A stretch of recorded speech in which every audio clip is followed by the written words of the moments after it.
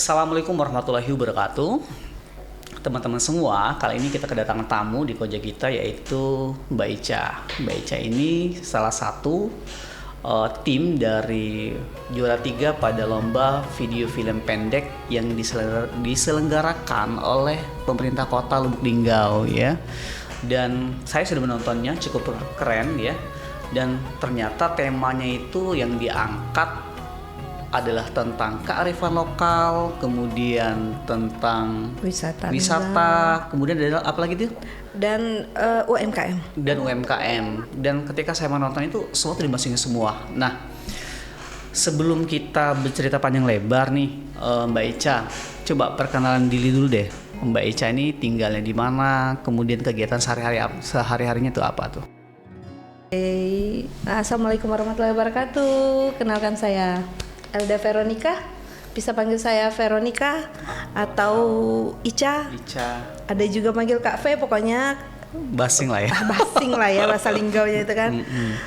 Keseharian saya sebenarnya saya ASN di salah satu dinas kesehatan Kota Lubuk Linggau.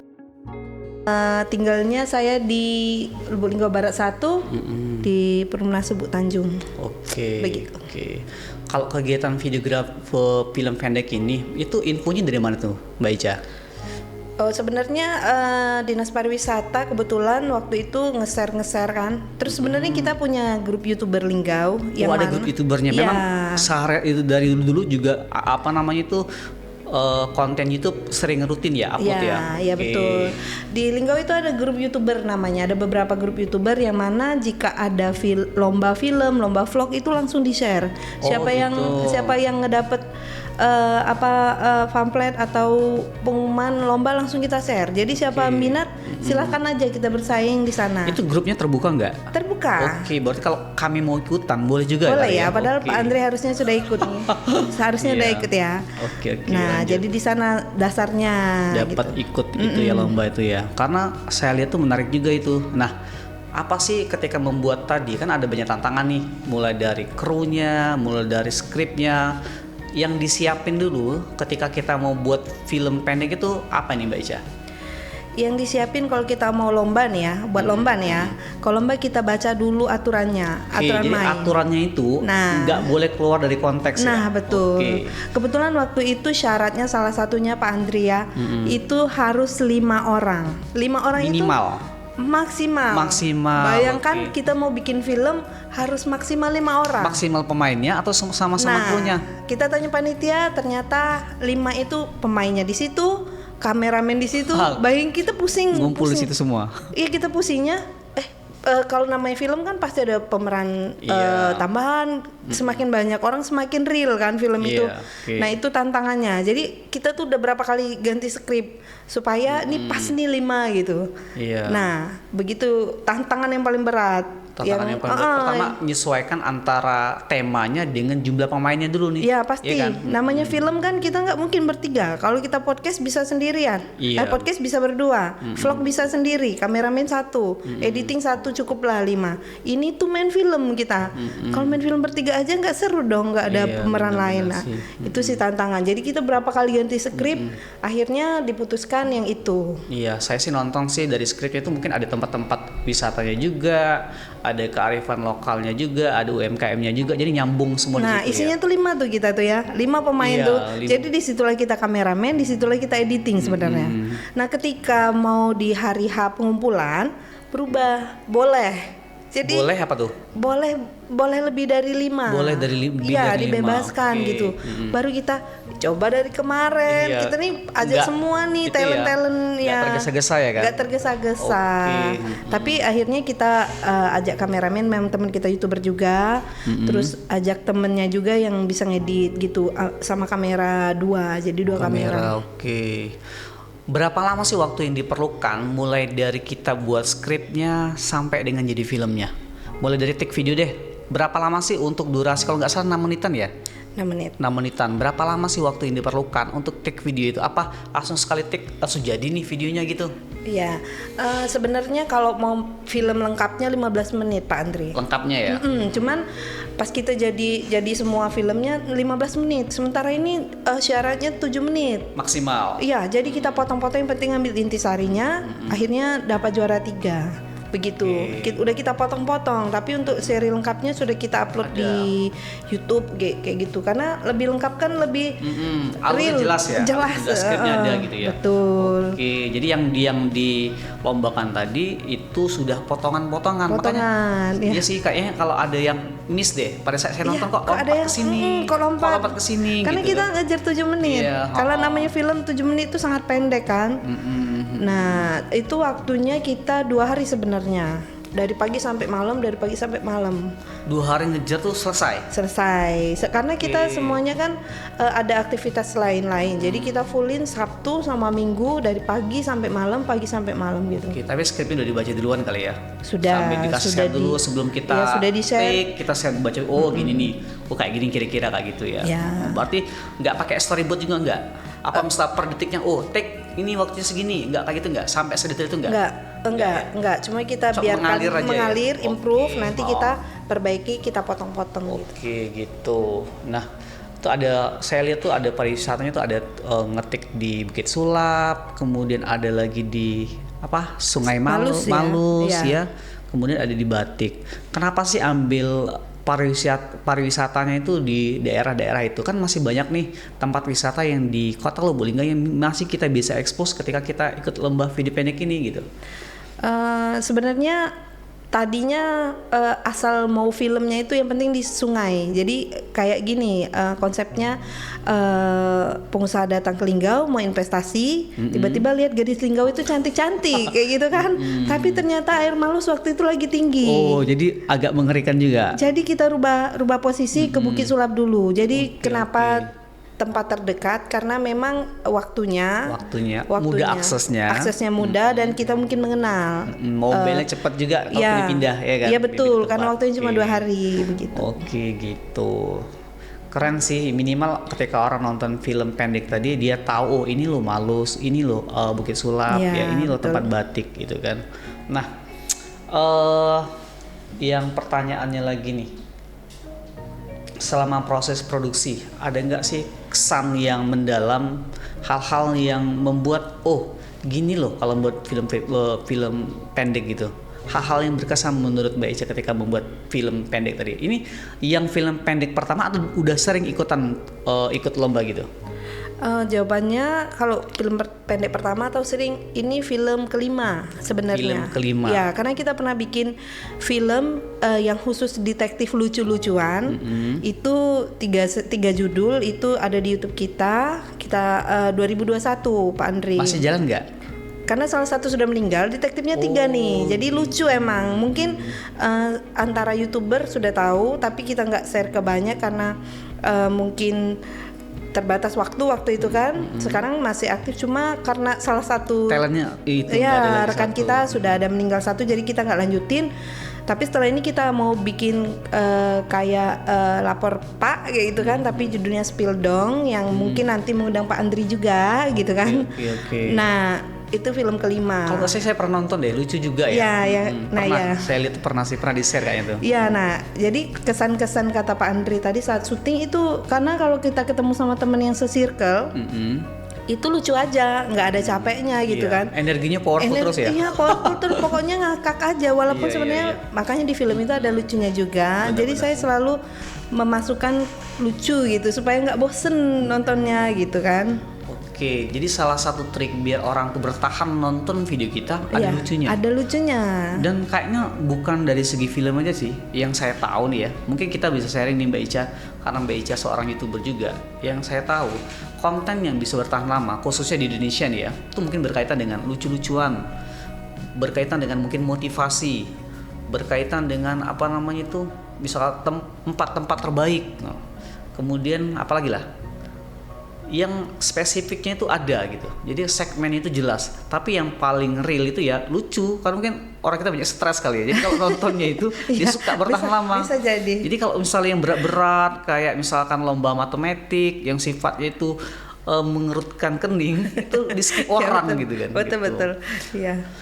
Nah, lanjut ke berikutnya nih ya. Film sudah juara. Bisa ditarik kesimpulan bahwasanya kalau dari Mbak Ica tadi bahwasanya ketika kita mau buat film jangan keluar dari konteks apa sih aturannya.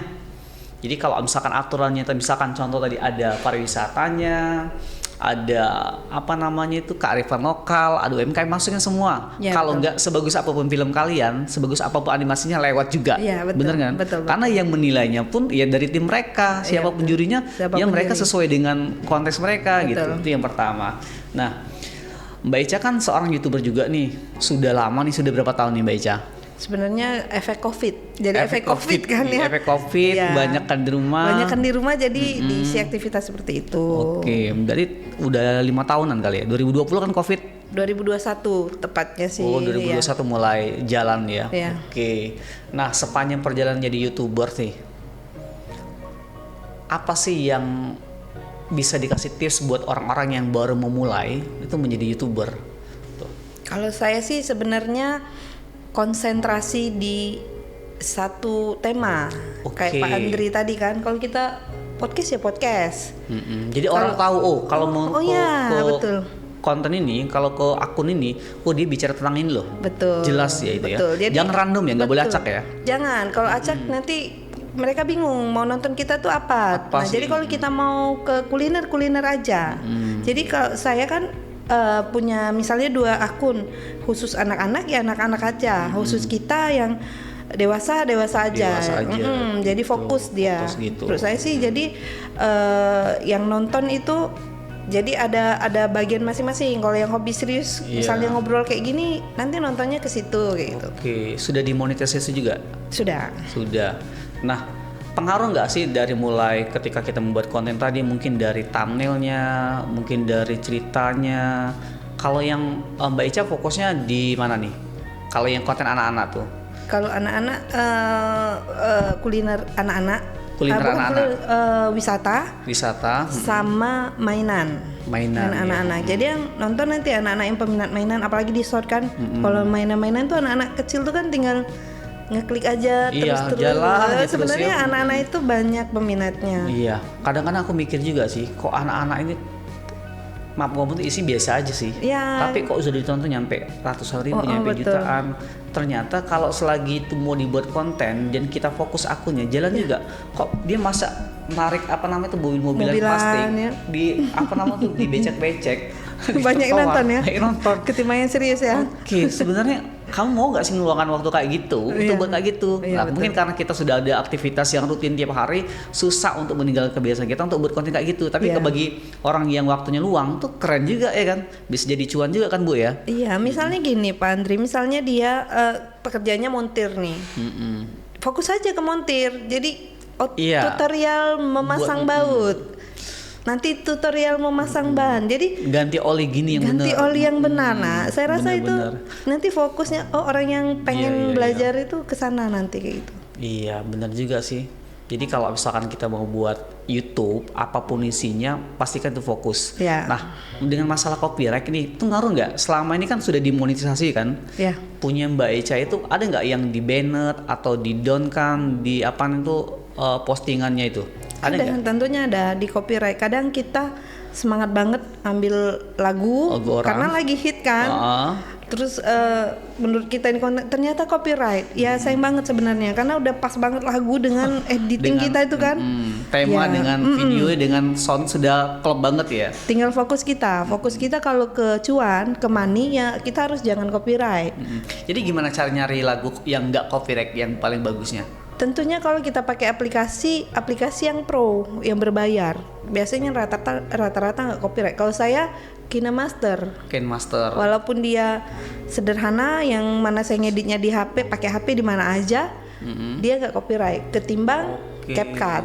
CapCut itu banyak copyright. CapCut banyak copyright ya. Tapi dia banyak menu untuk editing videonya. Efeknya lebih banyak. Efeknya lebih keren. Jadi saya ngambil suaranya di KineMaster, nanti saya pindahkan atau ke CapCut dulu, ambil fitur, nanti baru masukkan suara di KineMaster. Gitu. Jadi kalau masalah editing nggak ada masalah ya. Selagi kalau kita pakai yang paling mudah kan mungkin CapCut sama KineMaster ya. Kalau pakai Adobe Premiere dan itu sebagainya sudah agak serius berat, sedangkan kita butuh produksi cepat ya kan? Bisa di mana aja kita ngedit. Oke. Ada nggak sih pesan dan kesan buat anak-anak kami di SMK 1 yang kan kita ada jurusan di KAVI nih, desain komunikasi visual, ada multimedia, padahal kita sudah punya alat nih yang saya pikir sudah lumayan bagus kan, dan nggak semua orang bisa akses alat kayak gini nih. Dan ternyata mereka tuh kurang motivasi. Ada nggak sih motivasi dari Mbak Echa biar mereka ini ada tumbuhnya lebih semangat lagi gitu? Sebenarnya balik ke passion dia. Fashion ya? Iya, passion bukan berarti pakaian, tapi gaya kita dalam kesukaan kita apa. Kalau memang kita suka editing, suka video, sebenarnya kita kalau semangat aja gitu. Dia jurusan salah satu tadi, misalkan dia nggak resepnya, boleh jadi salah jurusan kan? Salah jurusan, bisa jadi. Bisa jadi. Tapi kalau dia sudah terlanjur berkecimpung, percayalah apa yang kita lakukan dengan serius. Iya. Terus dengan konsisten.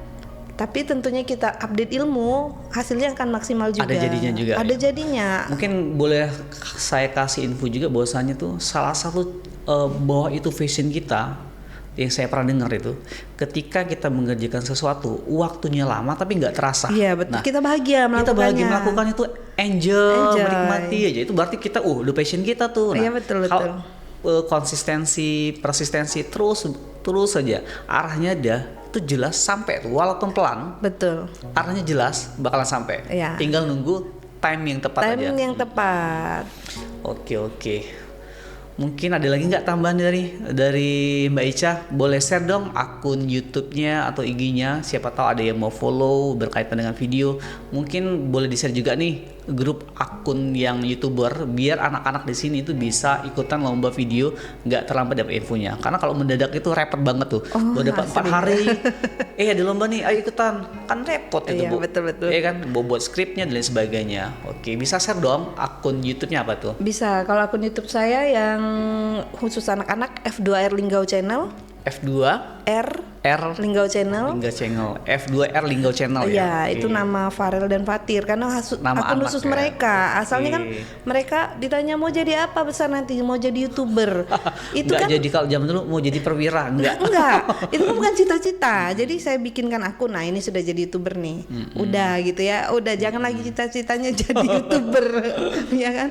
Nah, akun yang khusus saya Veronica Linggau yang isinya tutorial juga, terus wisata Linggau juga, tapi khusus untuk yang dewasa. Anak-anak nggak boleh nonton. Boleh sih. Boleh ya. Oke. Tapi intinya bukan tentang anak-anak ya. Berfaedah lah intinya buat orang berfaedah lain ya. Dan dengan editing dulu. Karena rata-rata konten nih ngerasa mereka konten kreator tapi ternyata nggak diedit, nggak di kreatifin videonya, diupload terus dibikin aja nih di FB Pro misalnya kayak gitu kan.